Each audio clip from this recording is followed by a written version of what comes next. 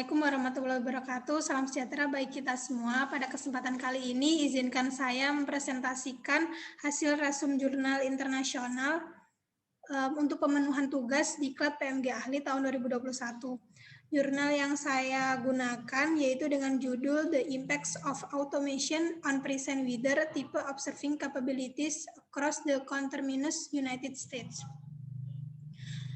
Dalam presentasi kali ini saya akan membahas 6 poin utama, yaitu pendahuluan, tujuan penelitian, metode, hasil penelitian, kesimpulan, dan referensi. Sebelum lebih lanjut pada pembahasan, izinkan saya memperkenalkan diri. Nama saya Intan Puri Pangarti, biasa dipanggil Intan, asal UPT Stasiun Meteorologi Maritim Bitung. Masuk pada pembahasan pertama. Dewasa ini informasi meteorologi adalah salah satu hal penting dalam dunia penerbangan. Data cuaca diambil dari stasiun pengamat terdekat. Awalnya pengamatan dilakukan oleh manusia, namun seiring berkembangnya teknologi, muncullah sistem pengamatan otomatis. Di Amerika Serikat sendiri terdapat NAA, NWS, dan FAA yang bertanggung jawab dalam bidang penerbangan. Pada tahun 1960 hingga 1970 dikembangkan AMOS dan RAMOS. AMOS sendiri yaitu Automated Meteorological Observing System, kemudian RAMOS yaitu Remote Automated Meteorological Observing System. Kemudian pada tahun 1980 yaitu dikembangkan AWOS yang hingga tahun 2000-an tetap digunakan. Kemudian ASOS pada tahun 1990. ASOS atau Automated Surface Observing System memiliki kemampuan untuk menentukan jenis presipitasi seperti rain, snow, dan freezing rain. Namun alat ini juga memiliki beberapa kekurangan. Stasiun pengamatan ASOS di beberapa titik masih menggunakan tenaga observer, namun di beberapa lokasi sudah tidak menggunakan tenaga observer. Hal tersebut yang menimbulkan kekhawatiran oleh para ahli mengenai kualitas data yang dihasilkan.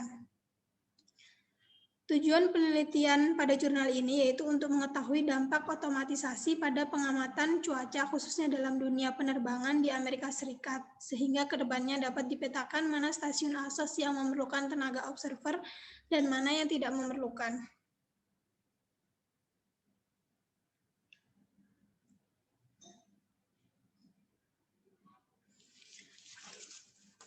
Metode yang digunakan dalam penelitian ini yang pertama yaitu membandingkan data pada dua periode.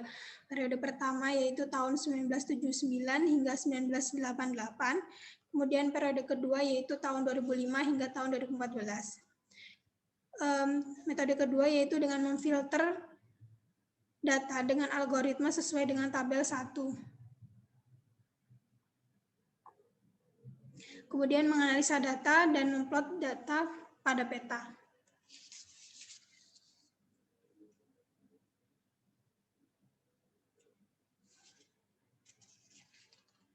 Masuk pada hasil penelitian. Analisis dampak otomatisasi dengan adanya ASOS ini akan disajikan pada sebuah peta dengan membandingkan jenis-jenis presipitasi. Perbandingan data pertama yaitu data rain. Gambar 1 menunjukkan bahwa perbandingan laporan data rain mengalami peningkatan pada periode kedua. Periode kedua dapat dilihat di gambar B ini. Gambar kedua menunjukkan perbedaan layanan bandara level A dan B dengan bandara level D. Bandara level D mengalami peningkatan pada periode kedua. Hal tersebut dikarenakan bertambahnya jumlah site atau stasiun pengamat. Sedangkan pada bandara level A dan B ini tidak mengalami kenaikan yang signifikan karena jumlah site atau stasiun pengamat sedikit mengalami penambahan. Alasan lain yaitu pada tahun 1980 ini pada periode pertama terjadi kemarau panjang. Perbandingan data kedua yaitu data snow. Gambar 3 menunjukkan perbandingan jumlah laporan data snow mengalami peningkatan pada periode kedua. Hal ini lagi-lagi karena adanya penambahan site atau stasiun pengamat. Gambar 4 menunjukkan bahwa bandara level A dan B hanya mengalami sedikit peningkatan. Ini bedanya kan cuma sedikit. Kemudian bandara level D mengalami peningkatan sebesar sekitar 95.000. Masalah pada periode pertama yaitu observasi malam hari belum banyak dilakukan karena tidak semua stasiun pengamat beroperasi selama 24 jam. Kemudian data snow pada periode kedua terlihat lebih meningkat, khususnya pada daerah pegunungan. Perbandingan data ketiga yaitu data freezing rain. Gambar 5 menunjukkan peningkatan laporan data freezing rain sebesar 3 kali lipat. Dapat dilihat gambar B lebih banyak datanya. Hal tersebut karena asas ini dapat mendeteksi data freezing rain secara otomatis karena terdapat sensor S di alat tersebut. Gambar 6 menunjukkan bandara dengan pelayanan level A dan B mengalami sedikit peningkatan. Maaf kalau gambarnya kurang jelas. Kemudian bandara level D mengalami peningkatan periode kedua sebesar 18.000 data, terutama di daerah Oklahoma dan daerah New England. Kemudian perbandingan data selanjutnya yaitu data drizzle. Gambar 7 menunjukkan penurunan jumlah laporan data drizzle pada periode kedua yaitu sebesar 72%. Datanya menurun. Salah satu alasannya yaitu karena pada periode sebelumnya atau pada periode pertama, drizzle itu dikelompokkan jadi satu dengan data mist atau kabut. Nah, sedangkan saat ini drizzle itu dianggap sebagai salah satu jenis presipitasi. Gambar 8 menunjukkan penurunan pada periode kedua. Dilihat nih, periode kedua jumlah datanya sedikit, titik-titiknya sedikit pada setiap lokasi layanan ASOS karena ASOS sendiri tidak dapat melaporkan data drizzle secara otomatis. Kemudian perbandingan data freezing drizzle sama halnya dengan data drizzle. Gambar 9 dan gambar 10 ini, gambar 9 dan gambar 10 menunjukkan laporan data freezing drizzle juga mengalami penurunan.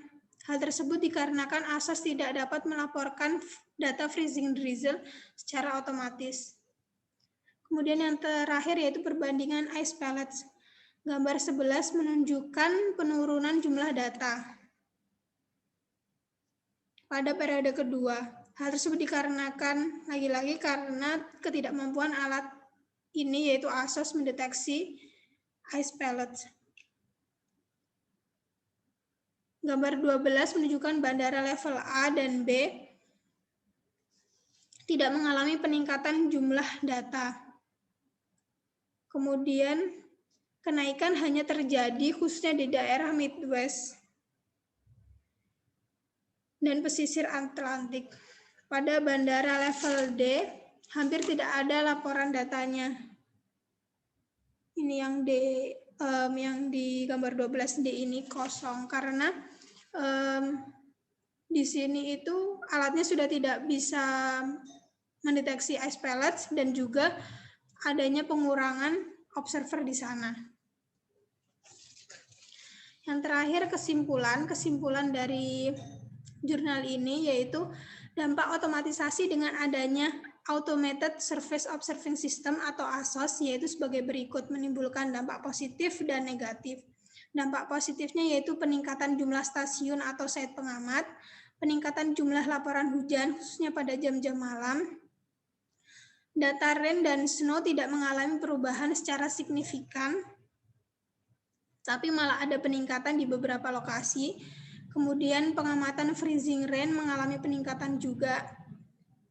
Perubahan jumlah laporan pada bandara level A dan B pada periode pertama dan kedua itu mengalami sedikit perubahan atau datanya itu konsisten. Kemudian yang terakhir yaitu meningkatkan keselamatan di dunia penerbangan. Dengan adanya peringatan dini yang cepat, maka akan segera dilaporkan apabila ada kondisi cuaca buruk. Nah, dampak negatif dari adanya otomatisasi ini, penurunan laporan data Drizzle. Karena pada tahun 1980 dulu itu kan data Drizzle dianggap sebagai satu kelompok dengan miss atau data kabut. Kemudian penurunan laporan data Drizzle, freezing Drizzle, dan ice pellets karena asas ini tidak mampu mengamati dan melaporkan secara otomatis data-data tersebut. Kemudian data-data yang kosong akan mengganggu pelayanan informasi cuaca untuk penerbangan umum. Oleh karena itu perlu adanya perbaikan dan pengembangan pada asas ke depannya. Berikut referensi yang digunakan pada jurnal tersebut.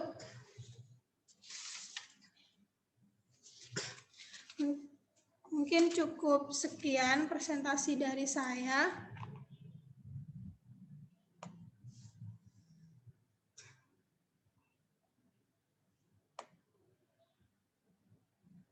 Saya ucapkan terima kasih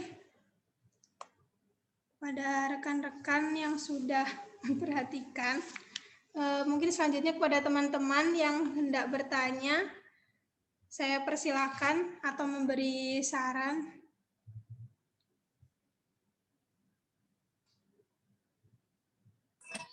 Jelas, Tan, jelas. Udah. Mantap. Oke, terima kasih. Intan.